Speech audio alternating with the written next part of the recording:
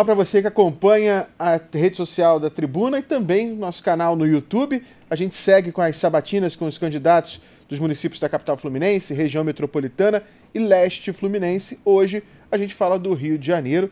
Está aqui de maneira virtual, mas também presencialmente, obviamente, que vai debater com a gente muito sobre a capital fluminense, Tarcísio Mota, do PSOL. Tarcísio Mota, que é professor há cerca de 3 décadas, atualmente deputado federal que defende o estado do Rio de Janeiro, já foi vereador da capital fluminense e, além disso, já concorreu também ao cargo de governador. Tarcísio, tudo bem? Bem-vindo aqui à sabatina da Tribuna.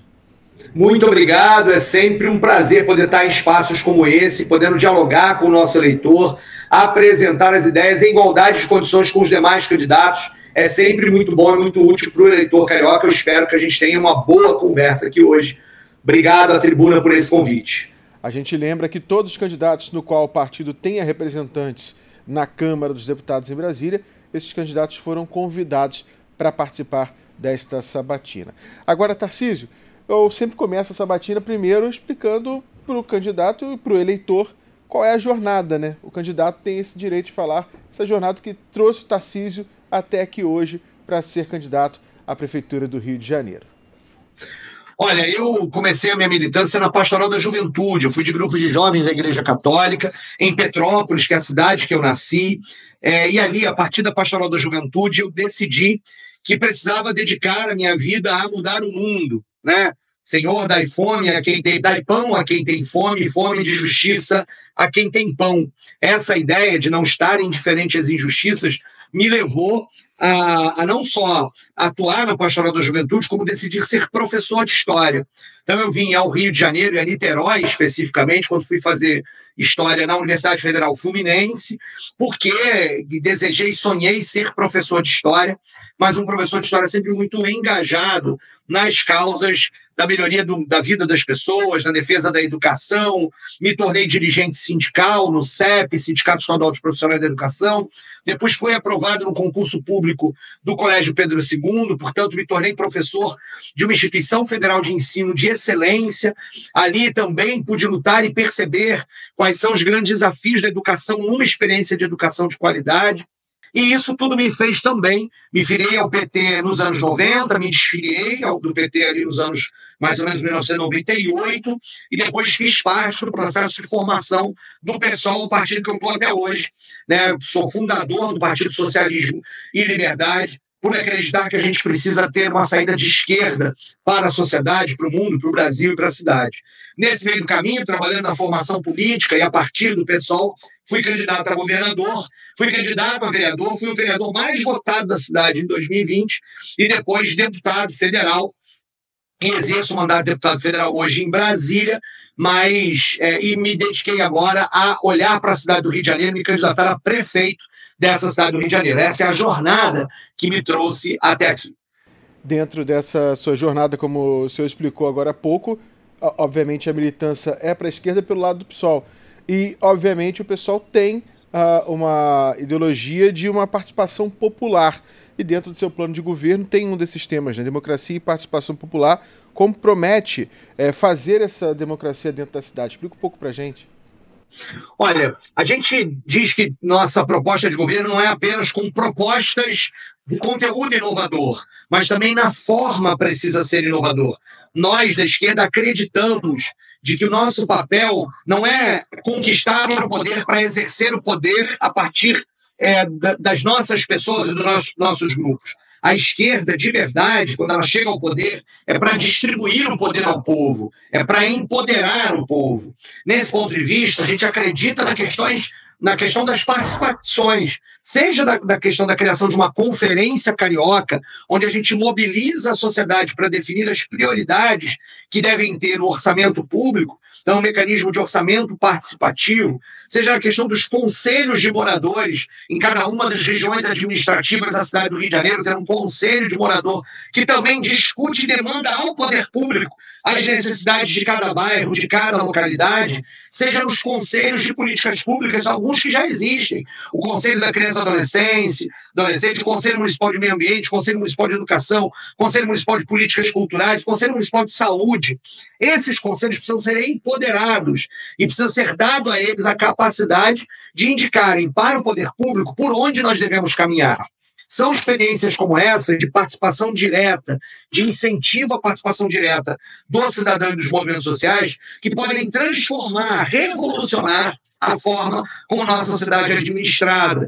É apostar na democracia e na participação social. É claro que isso só funciona se nós tivermos muita transparência e o governo atuar para que todo mundo tenha as informações necessárias. E hoje, no mundo digital que nós temos, utilizando a tecnologia da informação, né, que está disponível para todos nós, se nós investirmos orçamento na população e garantirmos esses conselhos, conferências de atuarem, certamente a gente vai ter uma cidade melhor, porque feita a muitas mãos. A gente sabe que a cidade do Rio de Janeiro tem uma estrutura grande, né? Conversando até com outros candidatos, a gente elencou que cada região tem uma característica, né? Zona Oeste tem um estilo, a Zona Sul outro, Zona Norte talvez se aproxima um pouco mais do centro e Zona Portuária, enfim. O Rio de Janeiro é uma cidade que não chega a ser tão grande como outras cidades, mas tem a sua potência e tem a sua complexidade. Diante desses problemas da cidade do Rio de Janeiro, qual o senhor elenca como um problema prioritário? Olha, sem sombra de dúvida, a cidade do Rio de Janeiro é uma cidade diversa. Mas não só ela é diversa, ela é muito desigual. Hoje nós temos, por exemplo, uma taxa de homicídios em Copacabana que é muitas vezes menor do que uma taxa de homicídio em Bangu ou em Realengo. E, ao contrário disso, o policiamento está sendo muito mais direcionado a Copacabana do que a Bangu ou a Realengo. Isso é uma distorção de uma cidade que está muito sendo governada para a Zona Sul, para a área do comércio, para a área do turismo, né? Para uma lógica de que esta cidade maravilhosa é uma cidade maravilhosa para poucos. Portanto, enfrentar a desigualdade na cidade é a principal tarefa que nós apresentamos como para o nosso plano de governo, para o nosso governo, para o meu governo na cidade do Rio de Janeiro.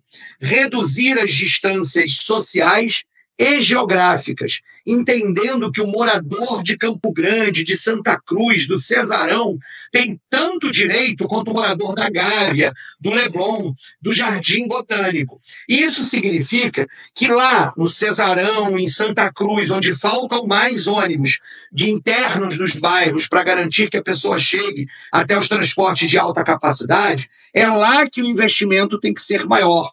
Entender que em regiões onde a criminalidade ou a taxa de homicídios é maior, é lá que eu tenho que induzir que as investigações e contribuir para que as investigações da Polícia Civil possam elucidar os crimes e agir de forma preventiva para que os crimes não aconteçam mais.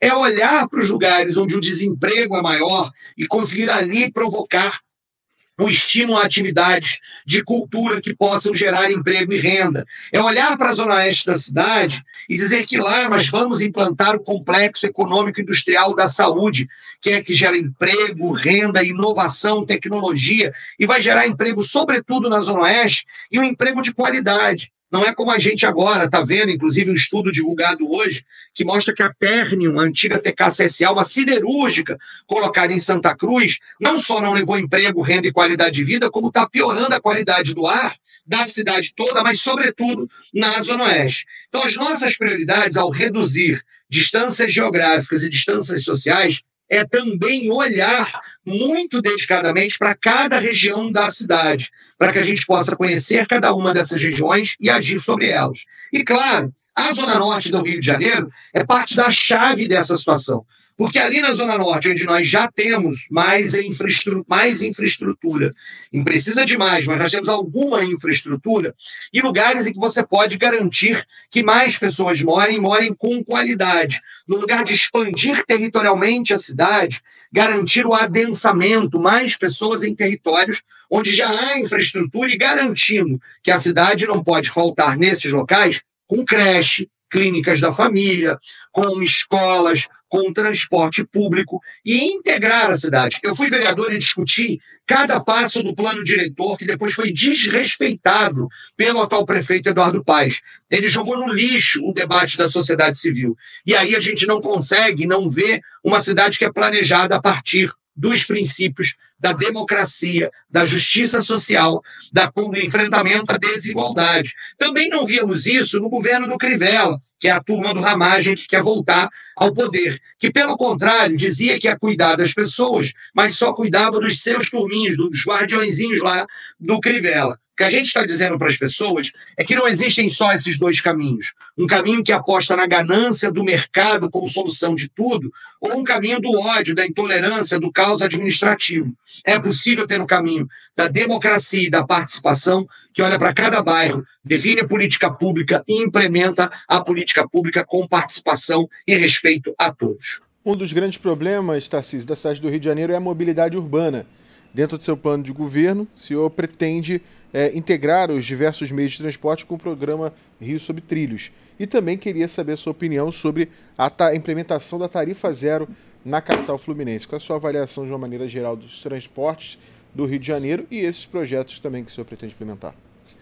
Olha, o transporte no Rio é um caos e não é de hoje. A licitação de ônibus, que é, em princípio, o modal de transporte sob a responsabilidade da prefeitura, feito em 2010, lá pelo Eduardo Paes, foi feito sob encomenda da máfia dos empresários de ônibus que roubaram durante todos esses anos dinheiro do bolso do trabalhador.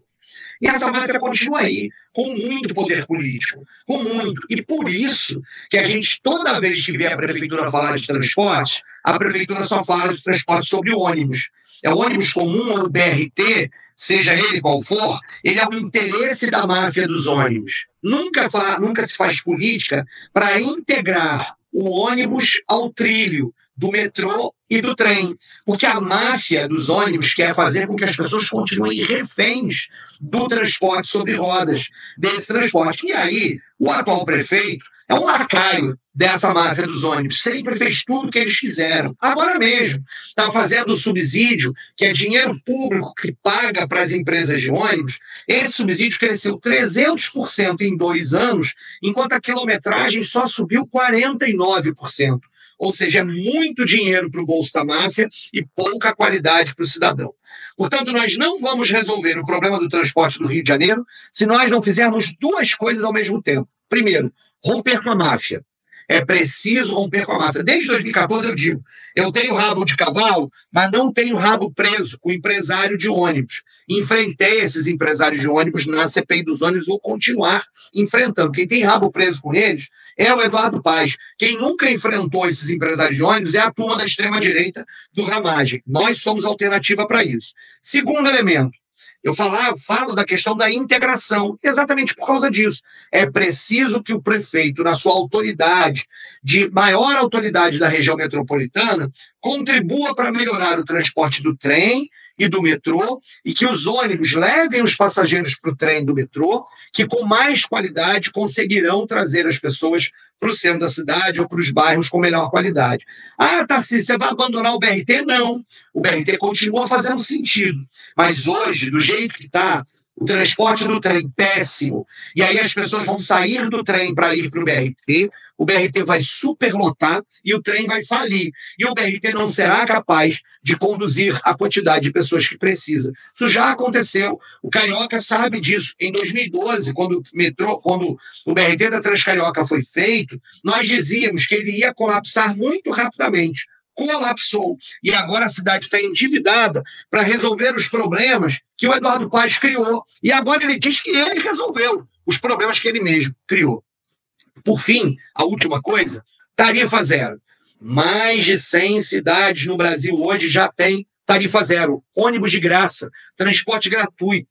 E não é só ônibus no nosso caso, não. Ônibus, bicicleta, van. É preciso tornar o transporte público gratuito na cidade do Rio de Janeiro. Mas isso não se faz de um dia para o outro. São Paulo, que é uma cidade com uma população muito maior que a do Rio, começou fazendo pelo domingo. Nós vamos fazer o domingo, o sábado e a sexta, porque isso nos permite ir adequando o sistema de ônibus ao aumento da demanda que a tarifa zero trará, que a passagem gratuita trará. Mas já vai tirar peso do bolso do trabalhador que precisa, no final de semana, se deslocar, ou às vezes ele quer se deslocar para algo de cultura e lazer e não tem como. Vamos melhorar a vida do carioca, vai sobrar mais dinheiro no bolso do trabalhador, que vai comprar mais coisas no comércio, que vai poder ir a mais eventos e atividades culturais, e com isso a prefeitura vai arrecadar mais. Nós vamos transformar esse ciclo vicioso do transporte público no Rio num ciclo virtuoso, em que as pessoas têm direito à cidade, economizam dinheiro e garantem o direito à cidade para isso. É muito melhor para todo mundo. Não é esse caô do atual prefeito, que tenta surfar na onda de solução dos problemas que ele mesmo criou. Vamos falar um pouco de saúde agora, Tarcísio. Obviamente que o sistema do SUS, pela ideologia partidária, é um sistema a ser seguido, e a cidade do Rio de Janeiro tem alguns gargalos em relação à saúde. Quais são esses gargalos que o senhor aponta? E em relação também, gostaria de saber, senhor, a sua posição da participação das empresas dentro da saúde pública, né? No passado eram as organizações sociais, e agora virou privatização, facilities, enfim. Qual é a sua opinião sobre isso? Boa pergunta, excelente pergunta. Olha, primeiro é sempre bom lembrar, quem está nos assistindo, que saúde não é só tratar da doença. Você precisa promover a saúde com alimentação saudável, com articulação das políticas de esporte, lazer e cultura, a promoção da saúde física e mental dos cariocas. Isso precisa ser feito e nós temos que fazer. Depois tem a questão da prevenção.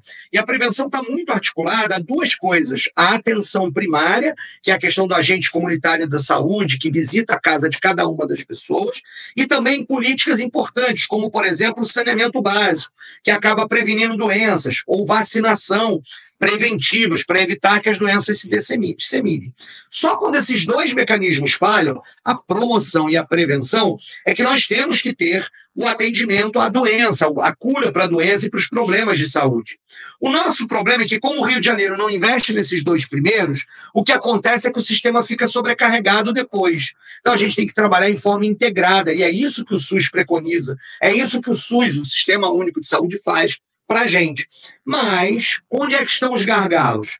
Nós precisamos ampliar o atendimento da saúde, do programa de saúde da família, para que todas as famílias tenham acesso às unidades básicas, que aqui no Rio são chamadas de clínicas da família, mas nós precisamos, principalmente, aqueles que são atendidos na clínica da família, da qual se identifica uma determinada possível doença ou uma doença, e precisam de exames, consultas especializadas e cirurgias, que eles tenham acesso a isso. É a famigerada fila do CISREG. Todo mundo já sabe essa siglazinha maldita.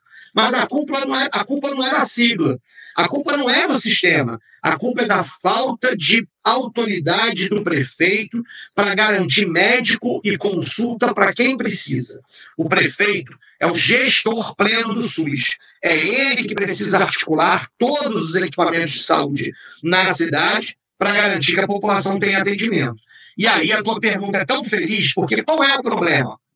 Nunca vai ter dinheiro suficiente para atender o povo se parte desse dinheiro for para o bolso das estatais OS, das empresas privadas que hoje controlam o sistema de saúde no Rio de Janeiro. Esse dinheiro é tamanho que acaba faltando dinheiro para que a prefeitura contrate os médicos ou faça coisas óbvias, que é garantir um plano de carreira para os médicos, que com isso vão atender melhor a população, e a gente consegue que esses médicos não desistam de serem servidores públicos municipais.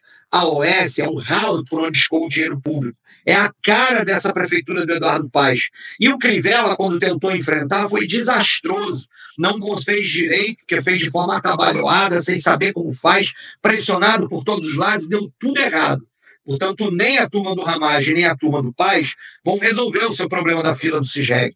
É a gente, quando enfrentar a máfia das OS, contratar médico e garantir atendimento para todo mundo, em que vai fazer a fila do CISREG andar e vai fazer a população ter mais saúde no Rio de Janeiro. Vamos falar um pouco de educação. Dentro do seu plano de governo tem a Escola de Portas Abertas, né, que visa transformar escolas em polos de desenvolvimento social e cultural. De que forma o senhor pretende implementar esse plano? Essa é a nossa proposta da chamada educação integral. Muitas vezes no período eleitoral, os candidatos, quando vão falar de educação integral, eles estão falando só em aumento do tempo que a criança fica na escola. Mas se a escola for ruim para a criança, fazer a criança ficar mais tempo numa escola ruim não resolve nada. Não resolve nada. Tá bom, o pai, a mãe trabalhadora vai ficar mais tranquilo que a criança está na escola, mas a escola não é lugar para a criança, não é um depósito de crianças. Ela é um lugar para que a criança adquira o conhecimento, descubra como o mundo é e como ele deve ser, e possa agir neste mundo e se formar para encarar esse mundo. Essa é a ideia da educação integral. E é exatamente por isso essa escola precisa ter currículo diversificado, todas as disciplinas que permitem com que o conhecimento acumulado pela humanidade seja socializado e aprendido por nossas crianças, jovens e adultos. Mas essa escola tem que estar conectada aos bairros, conectada ao lugar onde elas estão. E isso se faz através do esporte, do lazer e da cultura. Na época dos CIEPs, o Darcy Ribeiro e o Brizola tiveram uma excelente ideia. Eles criaram a figura do chamado animador cultural. Nós hoje chamaríamos de articulador cultural, é o nome mais moderno, melhor para isso. Que figura é essa? Ele não é um professor que está dentro da sala de aula. Ele é um agente cultural que está dentro da escola, produzindo cultura na escola, poesia, teatro, música, dança, pintura. Ele está produzindo cultura na escola e fazendo com que essa cultura seja vista pela comunidade onde a escola está presente. E esse articulador sabe a cultura que é produzida na escola, a velha guarda da escola de samba que está onde perto da escola, a roda de rima que acontece ali, a cantora do templo de música gospel, da igreja evangélica que está ali, uma pessoa que faz um grafite, um cara que é um artesão da escola, alguém que tem uma memória, e ele traz essa cultura para dentro da escola, para que a escola possa se conectar através da cultura com a comunidade. E aí a escola é de portas abertas, sem sobrecarregar o trabalho do professor e da diretora. E ela passa a fazer sentido para a criança que está ali. E ela passa a fazer parte da dinâmica do bairro e da comunidade. E aí a escola vai ser protegida pela comunidade, vai ser querida pelos alunos.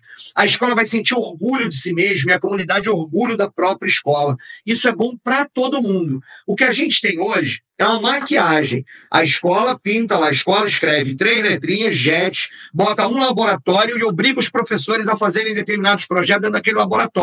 Pode parecer legal para o estudante que nunca viu uma impressora 3D, ver a impressora 3D naquele laboratório. Mas isso vai ter resolvido o quê do ponto de vista pedagógico, do ponto de vista social, na vida daqueles alunos? Quase nada. Isso só interessa àqueles que estão vendendo os equipamentos para os laboratórios e a tal Fundação Lehman, que continua ganhando dinheiro com esse tipo de projeto que não leva em consideração a vida e a realidade de cada bairro, de cada lugar na cidade do Rio de Janeiro. Esse prefeito é um prefake no que ele faz com a educação pública. É só conversar com os professores da rede municipal, com os funcionários das escolas da rede municipal, que eles estão exaustos, cansados, desesperançados com uma política de educação que vai do nada ao lugar algum e que manipula dados para melhorar o IDEB. E, no final, não resolve nem a vida do estudante, da criança, que não gosta muitas vezes. E muitas vezes faz um esforço danado para poder fazer aquilo, as crianças, o pai e o profissional, mas muitas vezes essa escola não tem sentido para a comunidade. Educação integral é escola de portas abertas. A gente já está chegando nos 8 minutos finais dessa nossa sabatina, que passa rápido, né? Vamos falar um pouco de segurança. A gente sabe que o papel da segurança pública de responsabilidade é do governo do estado, mas à medida que a onda de violência vem aumentando, os municípios estão tentando aí, de alguma forma, se agregar a essa responsabilidade para reduzir os índices, né? E o que o senhor pretende implementar nesse novo modelo de segurança pública municipal? Então, eu queria corrigir uma informação que é uma informação que o senso comum tem repetido muito, e às vezes da própria imprensa. Uhum. A segurança no Brasil ela não é uma obrigação do Estado, do governo estadual. Ela é uma obrigação de todos os entes da federação. Existe no Brasil, é uma lei de 2018, um sistema único de segurança pública, um SUSP, assim como existe um SUS. A saúde não é problema do município, ou do estado, ou do governo federal. É problema de todo mundo. A segurança é a mesma coisa. Há um sistema onde a função de cada um é muito bem definida.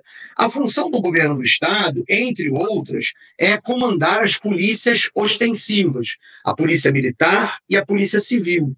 A função do governo federal tem várias, mas eles também comandam 2 polícias, a Polícia Federal e a Polícia Rodoviária Federal. O município não comanda nenhuma polícia. Essa é a diferença. Mas o município coordena as ações de segurança no território do município. E pode usar a chamada Guarda Civil Metropolitana, aqui no Rio a gente chama de Guarda Municipal, como um agente preventivo na segurança pública. Diferente das polícias que são ostensivas, né, que elas vão enfrentar o crime, né, quando ele está sendo cometido, ou vão investigar o crime quando ele aconteceu, a Guarda Municipal age na prevenção, na presença. Mas é mais do que isso. O município precisa ter um plano que tem participação do Estado, tem participação do governo federal, dos movimentos sociais, dos cidadãos, da imprensa. Este plano reúne os dados. Onde é que a criminalidade acontece e de que forma? Esses dados indicam metas, redução da violência, indicam metas ao poder público, precisa de mais presença da Guarda Municipal, precisa aumentar a Ronda Maria da Penha em tais bairros, porque há um número muito alto de feminicídio e violência contra as mulheres. Precisa ter uma presença maior para inibir furtos de celulares em determinado lugar, porque lá tem um número de furtos de celulares demais. Precisa combater o crime organizado em áreas territoriais que são dominadas por grupos armados. E assim sucessivamente. Quem coordena este plano não é o governador, é o prefeito. Hoje, esse debate de segurança pública está muito mal parado na eleição municipal do Rio. Porque, de um lado, você tem o Ramagem, que não assume a responsabilidade de ser o menininho do Castro, aqui dentro do Rio de Janeiro, e que é o responsável por essa política de segurança falida, e, de outro lado, o Paes se omitindo, dizendo que ele não tem responsabilidade nenhuma, quando ele tem, já deveria ter coordenado a existência desse plano municipal, e ele não tem. Nós vamos fazer o plano funcionar, e nós vamos reduzir a criminalidade, combater o crime organizado, sufocar a renda do crime e usar inteligência. Inteligência é sempre muito melhor do que truculência. Gera resultados muito melhores. Essa ideia de uma política de segurança que é só na truculência enxuga gelo enquanto derrama sangue. Está tudo errado. É caro, ineficiente, não salva a vida de ninguém e só produz medo. Mas a gente sabe que para a extrema-direita produz voto também. Por isso, me dirigindo a você, para você lembrar disso, inteligência é sempre melhor do que truculência. Precisamos entender o que acontece no território e agir de forma especializada, de forma específica, sufocar a renda do crime, garantir a prevenção. É isso que vai dar resultados. Não dá para a gente continuar apostando na mesma política de segurança durante 30 anos, que sempre deu errado, e achar que agora vai dar certo. Faltam aí 3 minutos e meio, dá tempo de a gente abordar alguns pontos ainda.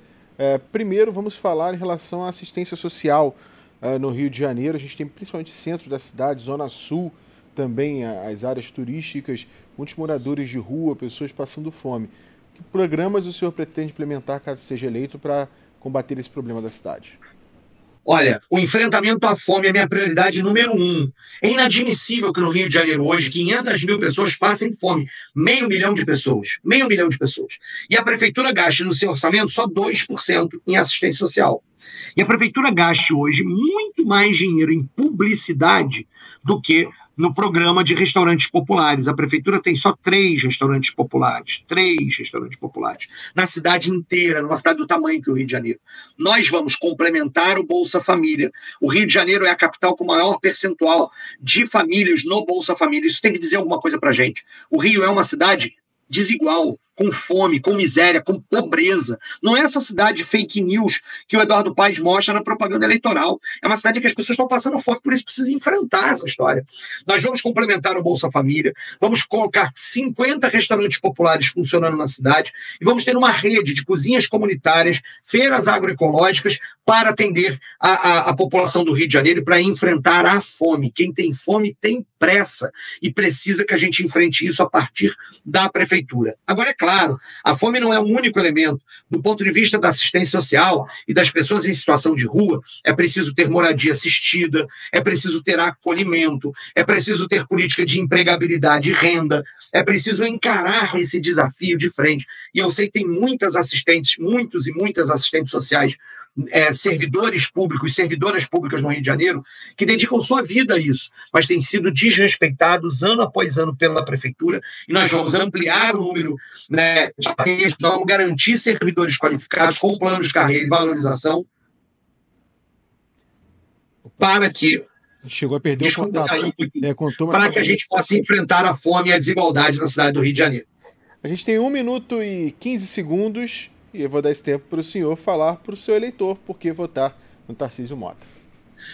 Olha, o Rio de Janeiro merece mais. Eu quero me dirigir, sobretudo, primeiro ao eleitor progressista, ao eleitor que votou no Lula em 2022. O medo não pode ser o seu conselheiro nessas eleições. O medo é um péssimo conselheiro. Para evitar a vitória da extrema-direita, a gente não pode colocar o Ottoni de Paula, alguém da extrema-direita, no centro do poder como ele está hoje. Para evitar a vitória da extrema-direita, a gente não pode reeleger pela 4ª vez alguém que jogou bomba na cabeça de professor, que bateu em camelô, que vende a cidade para todo mundo. O caminho é outro. A saída é pela esquerda.